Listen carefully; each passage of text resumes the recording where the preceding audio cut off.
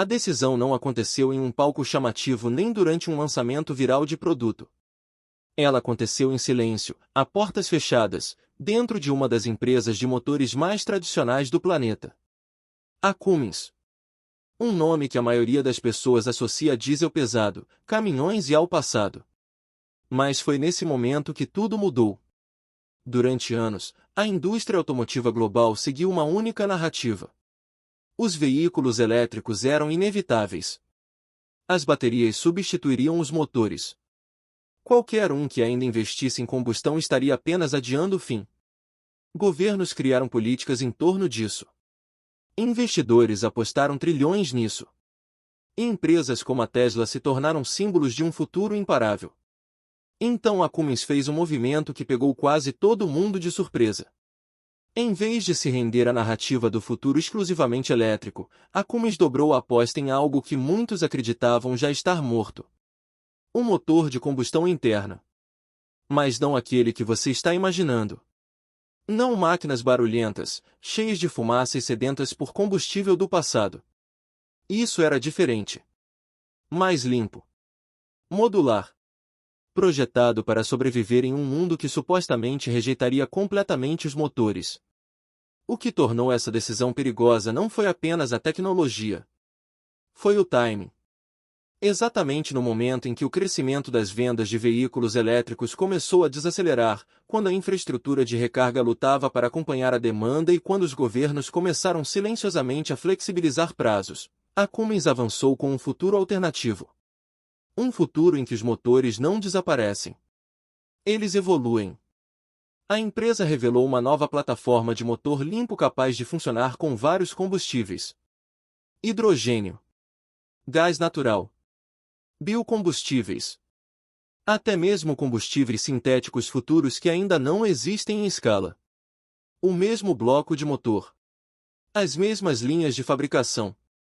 Combustível diferente, dependendo do que o mundo escolher a seguir.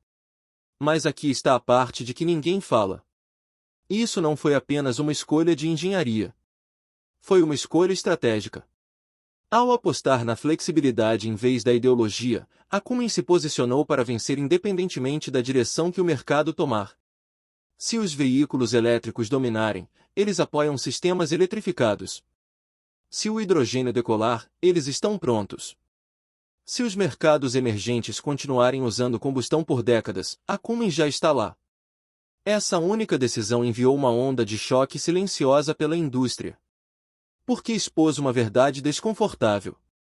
A transição para veículos elétricos não é tão simples, rápida ou universal quanto foi vendida.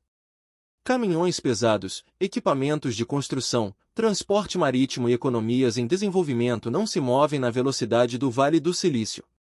Eles se movem com base em custo, confiabilidade e infraestrutura. E apenas baterias ainda não resolvem esses problemas. De repente, a narrativa de dominação total da Tesla começou a parecer frágil. Não errada. Apenas incompleta. Executivos de toda a indústria perceberam isso. Alguns descartaram publicamente o movimento da Cummins como irrelevante. Outros permaneceram em silêncio. Mas, internamente, as estratégias começaram a mudar. Planos de investimento foram revisados. Roteiros ajustados discretamente. Foi aqui que tudo mudou. Por quê? Quando um gigante tradicional dos motores desafiou abertamente a ideia de um futuro exclusivamente elétrico, deu permissão para que todos os outros repensassem suas suposições. E as empresas que enxergaram essa mudança cedo já estão se posicionando para o que vem a seguir. A verdadeira batalha não era elétrico contra gasolina. Era rigidez contra adaptabilidade. E a indústria está prestes a aprender qual delas sobrevive. Durante anos, o domínio da Tesla pareceu inevitável. Não apenas por causa de seus carros, mas por causa da história que ela contou. Uma ruptura limpa com o passado. Software acima da mecânica. Baterias acima dos motores. Qualquer um que questionasse esse futuro era rotulado como lento, ultrapassado ou com medo da mudança.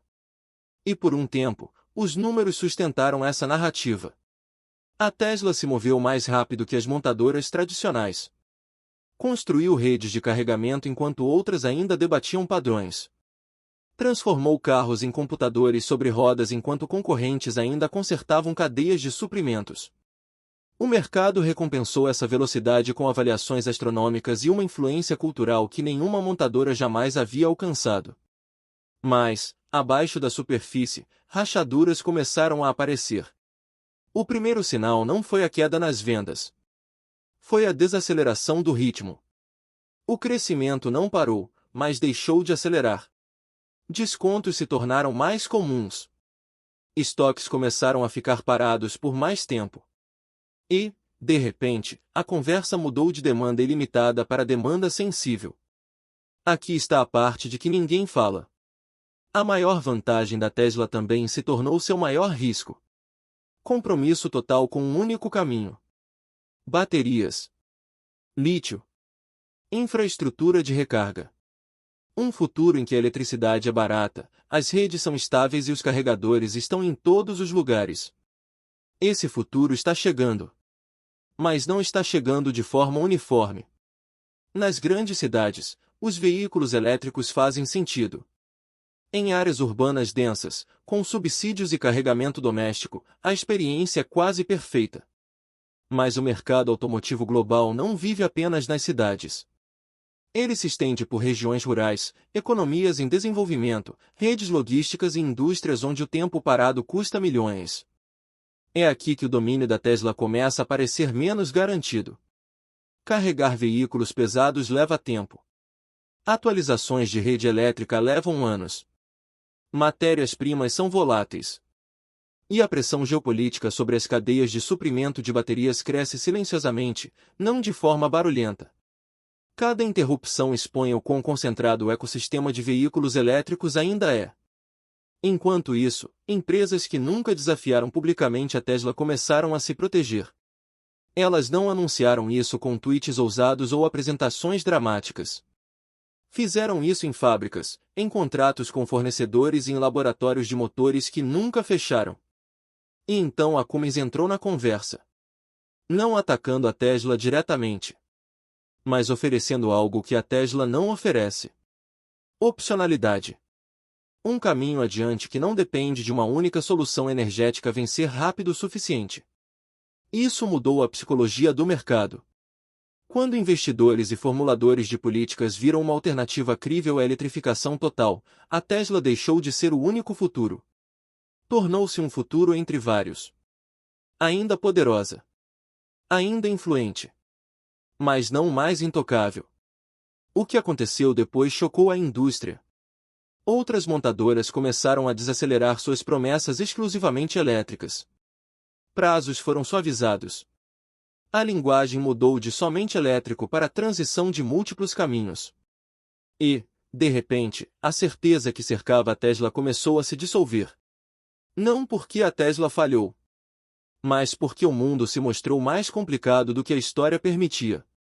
E enquanto a Tesla continua avançando a toda velocidade, outras estão se preparando para um futuro em que flexibilidade importa mais do que pureza. É aí que a verdadeira competição está se formando. Enquanto a Tesla aperfeiçoava baterias e software, algo mais silencioso acontecia pela Ásia. Nenhuma declaração ousada. Nenhum evento dramático para a imprensa. Apenas planejamento de longo prazo construído sobre lições duras de décadas sobrevivendo a guerras de preços brutais e extraindo lucros de margens mínimas.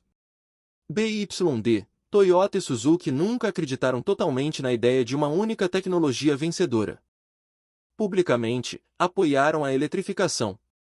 Em privado, prepararam-se para todo o resto. A BYD é frequentemente descrita como a Tesla da China, mas essa comparação perde a verdadeira história. A BYD não pensa como um disruptor do Vale do Silício. Ela pensa como um império de cadeia de suprimentos.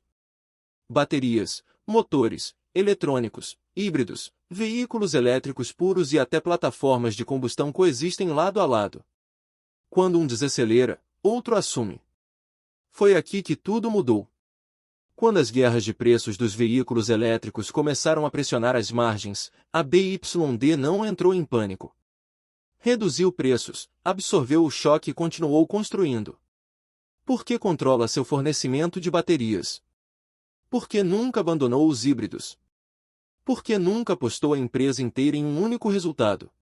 A Toyota seguiu um caminho diferente, por anos, foi ridicularizada por isso. Enquanto o mundo corria para a eletrificação total, a Toyota continuou refinando os híbridos. Não como um passo temporário, mas como uma solução de longo prazo. Baterias mais baratas. Pacotes menores. Menos pressão sobre a infraestrutura de recarga. Reduções imediatas de emissões sem esperar que a rede elétrica alcançasse. Mas aqui está a parte de que ninguém fala. A verdadeira vantagem da Toyota não são os híbridos. É a paciência. A empresa entende algo que muitas marcas focadas em veículos elétricos ignoram. Os mercados globais não se movem em sincronia. O que funciona na Noruega não funciona na Índia. O que funciona na Califórnia não funciona no Sudeste Asiático. A Toyota projeta para o meio da curva, não para a borda mais barulhenta dela. E depois há a Suzuki. Pequena. Eficiente. Muitas vezes ignorada. Mas estrategicamente posicionada em mercados onde a adoção de veículos elétricos levará décadas, não anos. Índia. Sudeste Asiático. África. Regiões onde a acessibilidade importa mais do que ideologia e a confiabilidade importa mais do que autonomia. A Suzuki não perseguiu manchetes. Dobrou a aposta na eficiência. Veículos leves. Motores compactos. Sistemas híbridos que reduzem o consumo de combustível sem aumentos massivos de custo. Enquanto outros competiam por compradores de veículos elétricos premium, a Suzuki consolidou o mercado de massa. É aqui que a estratégia de motores limpos da Cummins se encaixa perfeitamente. Motores capazes de usar hidrogênio. Plataformas multifuel. Tecnologias projetadas não para um futuro, mas para vários. De repente, as estratégias dessas empresas se alinharam. Não oficialmente. Não por meio de parcerias. Mas por suposições compartilhadas sobre a realidade. A indústria automotiva não está fazendo uma transição em linha reta. Ela está se fragmentando. Regiões diferentes. Cronogramas diferentes. Vencedores diferentes. E as empresas que entendem isso não estão gritando sobre isso. Elas estão silenciosamente se posicionando para durar mais do que o barulho feito por aqueles que assumiram que o futuro chegaria de uma só vez. O que parece hesitação por fora é, na verdade, preparação. E as empresas que abraçaram a flexibilidade cedo estão prestes a parecer muito inteligentes. Publicamente, a indústria automotiva ainda fala com confiança. Comunicados à imprensa falam de visões ousadas. Entrevistas repetem frases cuidadosamente escolhidas sobre sustentabilidade e eletrificação. Na superfície, a direção parece clara. Mas, a portas fechadas, a conversa é muito diferente. Executivos não estão mais perguntando quão rápido podem se tornar elétricos. Eles estão perguntando quanto risco conseguem sobreviver se a transição acontecer mais devagar do que o prometido. E essa mudança de pensamento é sutil, mas está em toda parte. Aqui está a parte de que ninguém fala. O maior medo dentro da indústria não é ficar para trás nos veículos elétricos. É apostar tudo em uma única tecnologia e errar o prazo. Os custos das baterias não caíram de forma tão suave quanto previsto. A infraestrutura de recarga é desigual e cara. As atualizações da rede elétrica são políticas, lentas e muitas vezes invisíveis para os consumidores. E quando os subsídios mudam, a demanda reage instantaneamente.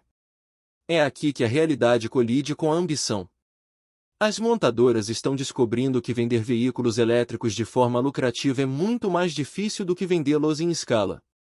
Cortes de preço aumentam o volume, mas destroem margens. Promessas de software nem sempre se traduzem em receita recorrente. E a lealdade é mais frágil quando concorrentes conseguem igualar autonomia e recursos em poucos meses. Enquanto isso, regulações que antes pareciam imutáveis estão silenciosamente se tornando flexíveis. Metas são estendidas. A linguagem é suavizada. Prazos ganham exceções. Não porque os governos abandonaram a eletrificação, mas porque veem o mesmo atrito que a indústria vê. Transporte pesado, frotas comerciais e mercados emergentes simplesmente não podem esperar por uma infraestrutura perfeita. É por isso que o movimento da Cummins foi tão importante. Ao validar a combustão limpa como um caminho legítimo, deu cobertura à indústria. De repente, executivos puderam defender hibridização, hidrogênio e estratégias multifuel sem parecer que estavam resistindo à mudança. E isso mudou as dinâmicas internas de poder. Divisões de motores que deveriam ser encerradas agora estão sendo reconfiguradas. Orçamentos de pesquisa estão sendo redistribuídos. Fornecedores antes descartados voltaram às reuniões estratégicas. O futuro se tornou menos binário. O que aconteceu depois chocou a indústria. Empresas que publicamente se comprometeram com linhas totalmente elétricas começaram silenciosamente a estender plataformas de combustão. Outras adiaram conversões de fábricas. Algumas até reabriram discussões sobre combustíveis sintéticos, tecnologias antes descartadas como distrações. Isso não significa que os veículos elétricos estejam falhando. Significa que a indústria está admitindo algo que evitou dizer em voz alta.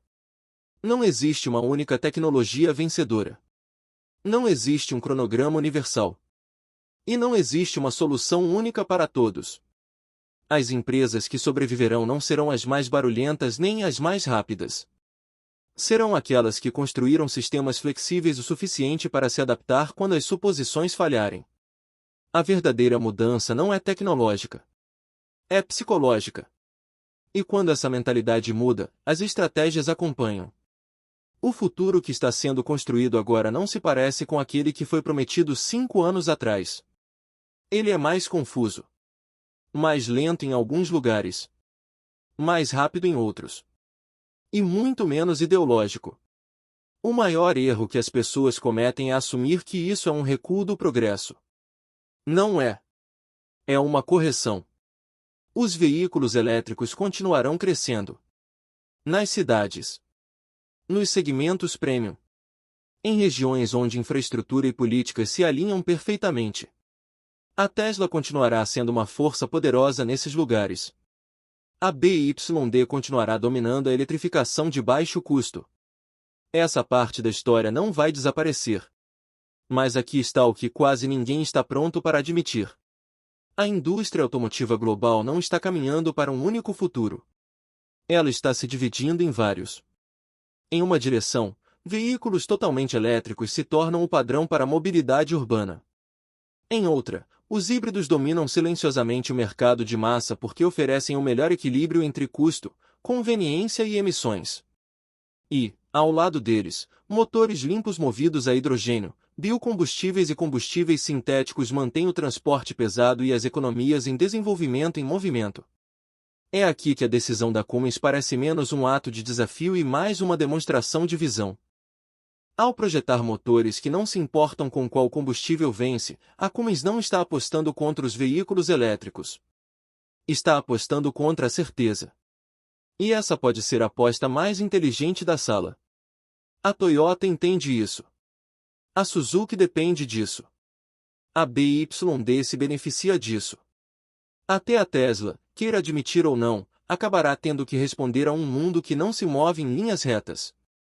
O que hoje parece disrupção amanhã parecerá diversificação. Os vencedores não serão as empresas que previram o futuro perfeitamente.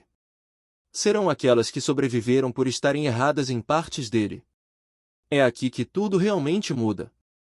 A indústria para de perseguir uma única narrativa e começa a construir opcionalidade em tudo. Plataformas. Cadeias de suprimento. Sistemas de propulsão. Até a comunicação pública. A flexibilidade se torna a nova vantagem competitiva. E quando a história olhar para trás para este momento, não dirá que a revolução dos veículos elétricos falhou.